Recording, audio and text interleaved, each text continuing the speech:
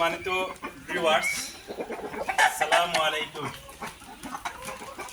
আজকে আপনারা দেখাইলাম আমার টাইগার প্রেস।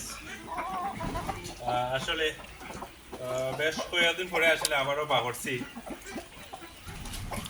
ইনশাআল্লাহ সকলে দোয়া করবা আমার প্রেস যেটা সুস্থ থাকতো।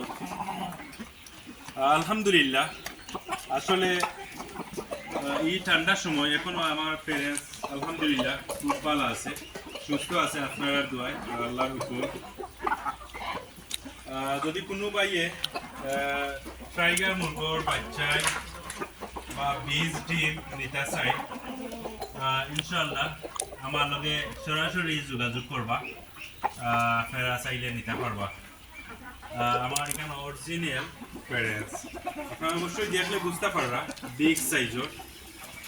আমার এখানেও একটা মুরগোর ওজন আছে 7 থেকে 8 কেজি ওজনের মুরগ।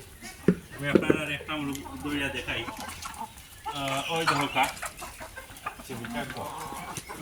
দহকা একটা মুরগ, এগুলো ভেরি নাইস। আসলে এগুলোর ওজন আছে 8 কেজি হইব।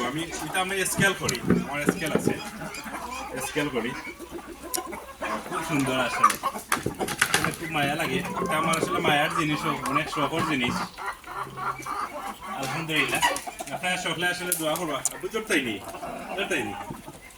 তুমি রাখতে পারবাইনি, পারবাইনি। ওকে, ও দাদা বসা গুলো তুমি সারিতে আপনার পড়াই গেছি তোমার না। ইনশাআল্লাহ সকলে দোয়া করবা আমার প্যারেন্টস সকলের লাগি।